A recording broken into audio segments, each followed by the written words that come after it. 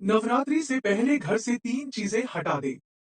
यूं तो माँ अम्बे हर पल अपने भक्तों का ख्याल रखती हैं, लेकिन नवरात्रि के दिनों में माता रानी की पूजा विशेष फलदायी होती है। इस दौरान पूजा का लाभ भी जल्दी मिलता है। इसका कारण यह है कि माँ दुर्गा नवरात्रि के दौरान पृथ्वी पर निवास करती हैं और अपने भक्तों की मनोकामनाओं को सुनती हैं। कहा जाता है कि नवरात्रि के पावन दिनों में जहाँ जहाँ माता रानी की मूर्ति या तस्वीर सजाकर पूजा होती है, उन सभी जगह माँ अम्बे निवास करती है और अपने भक्तों की पूजा प्रत्यक्ष स्वीकार करती है। इसलिए माँ दुर्गा की कृपा पाने के लिए नवरात्रि को बहुत ही पावन माना जाता है। नवरात्रि से पहले ही लोग घरों में तैयारियां भी शुरू कर देते हैं। दोस्तों, नवरात्रि का महापर्व बहुत ही शुभ और मंगलकारी माना जाता है। नवरात्रि के पूरे 9 दिन गंगा जल की हर एक बूंद की तरह पवित्र माने जाते हैं। यह शुभ समय भक्तों के जीवन में खुशियों की सौगात लेकर आता है। दोस्तों, आपको बता दें, हिंदू धर्म में नवरात्रि के पर्व को बेहद ही खास और महत्वपूर्ण माना जाता है। माता रानी को खुश करने के लिए ये नवरात्रि बहुत ही खास मानी जाती है। हिंदू पंचांग के अनुसार इस साल चैत्र नवरात्रि की शुरुआत 9 अप्रैल 2024 से होगी और 17 अप्रैल 2024 महानवमी के दिन इसकी समाप्ति होगी। ये पूरे 9 दिन मनोकामना को पूर्ण करने के लिए बेहद ही शुभ माने जाते हैं। कुछ लोग नवरात्रि के पहले दिन कलश स्थापना करते हैं।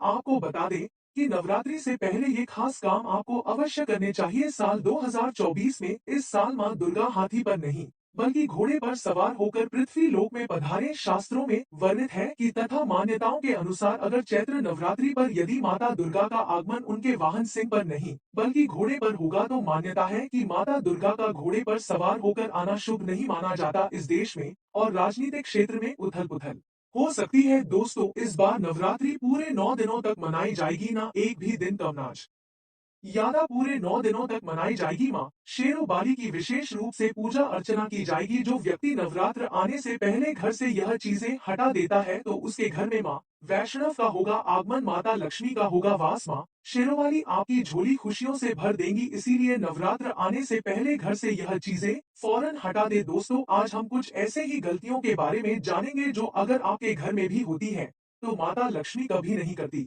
ऐसे घर में प्रवेश, फिर चाहे आप कितनी ही पूजा पाठ कर लो, माता लक्ष्मी ऐसे घर में कभी नहीं आती। ऐसे घर से देवी देवता भी हमेशा रहते हैं नाराज। दोस्तों, पूरी जानकारी को देखने के लिए इस वीडियो को अंत तक जरूर देखें। सच्ची श्रद्धा से कमेंट बॉक्स में लिखें हर हर महादेव, ओम नमः शिवाय। महादेव के लिए एक लाइक तो बनता है।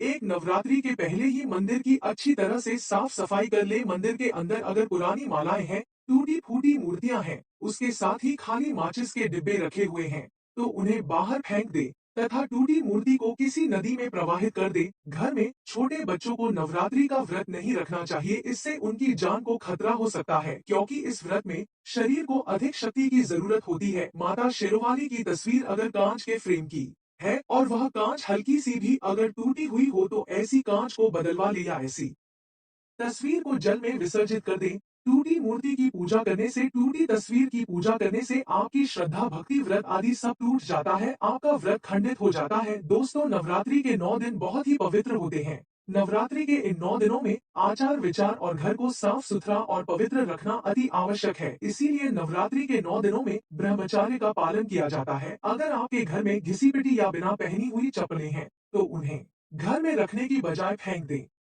घर में बेकार जूते रखने से नकारात्मक ऊर्जा बढ़ती है, यह दुर्भाग्य भी लाता है।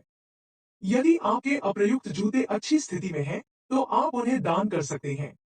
दो तामसिक भोजन ग्रहण नहीं किया जाता। नवरात्रि के 9 दिनों में माता रानी के भक्तों को प्याज, लहसुन, मांस, मदिरा और अंडे से दूर रहना चाहिए। अधिकतर भक्त इन नियमों का पालन भी करते हैं, लेकिन वो एक गलती कर बैठते हैं। वो नवरात्रि के 9 दिनों में अपने घर इन अपवित्र चीजों को रख लेते हैं। ऐसा भूल कर भी नहीं करना चाहिए। भागवत पुराण के अनुसार नवरात्रि के 9 दिनों तक माता रानी अपने भक्तों के घर में वास करती है। अगर आप भी चाहते हैं कि माता रानी आपके घर में वास करें, तो आप अपने घर के वातावरण को पवित्र रखें और नवरात्रि शुरू होने से पहले ही अपने घर से प्याज, लहसुन, मीट, अंडा और मदिरा को बाहर निकाल दें। अपने घर को साफ रखें। इन वस्तुओं को घर से बाहर निकालने के बाद अपने घर में गंगाजल का छिड़काव अवश्य करें। यदि आपके घर में कोई टूटा हुआ शीशा है, तो उसे बिना यह गारंटी दिए तुरंत फेंक दें कि आप उसे ठीक कर देंगे। टूटे हुए दर्पण घर में नकारात्मक ऊर्जा के प्रवाह को बढ़ाते हैं। और विभिन्न समस्याओं का कारण बन सकते हैं। इसलिए अगर आप नवरात्रि पूजा का लाभ पाना चाहते हैं, तो इसे नवरात्रि से पहले ही फेंक दें। भगवत गीता में भगवान कृष्ण कहते हैं, बगैर गंगा जल छिड़काव कोई भी मंगल कार्य सफल नहीं माना जाता। गंगाजल का छिड़काव स्वयं भगवत गीता में श्री कृष्ण ने बताया था। अगर आपके घर में गंगाजल ना हो तो मार्केट से गौमूत्र ला सकते हैं और गौमूत्र लाकर आप गौमूत्र का अपने घर में छिड़काव करें। बस थोड़ा सा पानी में डाल लें। इससे आपके घर का वातावरण पवित्र हो जाएगा, घर में मौजूद नकारात्मक ऊर्जा भी नष्ट हो जाएगी और जिस घर में वातावरण पवित्र होता है और नकारात्मक ऊर्जा नहीं होती, वहां माता रानी का वास सदैव होता है। 3 नवरात्रि के पहले दिन कलश स्थापना की जाती है। इसे बहुत ही जरूरी माना जाता है। वास्तु शास्त्र के अनुसार देखा जाए तो जिस जगह पर कलश स्थापना करनी है, उस जगह पर हल्के रंग का इस्तेमाल करना चाहिए। ऐसा करने से घर में सकारात्मकता बनी रहती है। नवरात्र के पहले आप अपने पूरे घर की अच्छी तरह से साफ सफाई कर लें। घर में जो भी फालतू सामान है, फटे पुराने कपड़े, उन्हें बाहर निकाल दें। घर में बेकार पड़ा सामान नकारात्मक ऊर्जा लाता है, इसीलिए गंदगी बिल्कुल भी ना करें। धूप दीप जलाकर वातावरण को स्वच्छ रखें। दोस्तों, माता के आगमन के लिए घर का दरवाजा जरूर सजाना चाहिए, इससे माता आकर्षित होती है। हिंदू धर्म में स्वास्तिक के निशान को बहुत ही पवित्र माना गया है, इसलिए कोई भी शुभ कार्य करने से इसे बनाने का विधान है। इसलिए नवरात्रि से पहले घर के मेन गेट पर स्वास्तिक का निशान जरूर बनाएं। और घर के द्वार में प्रवेश करती है मां के आगमन के लिए द्वार को फूलों से सजाना चाहिए। 4 चैत्र नवरात्रि से पहले किचन की साफ सफाई को नजरअंदाज नहीं करना चाहिए। यहाँ पर अन्नपूर्णा का वास होता है।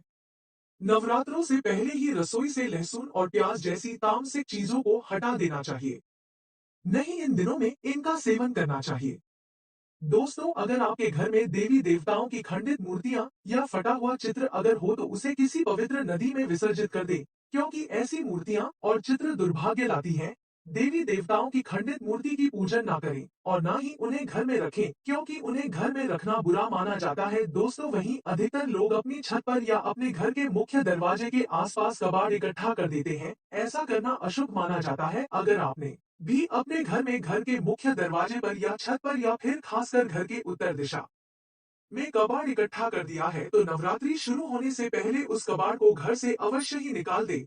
प्रिय दोस्तों, आज के वीडियो में बस इतना ही। हमारे द्वारा दी गई शास्त्रों अनुसार जानकारी आपको अच्छी लगी हो तो वीडियो को लाइक, शेयर एंड सब्सक्राइब और कमेंट बॉक्स में जय माता दी अवश्य लिखे। धन्यवाद।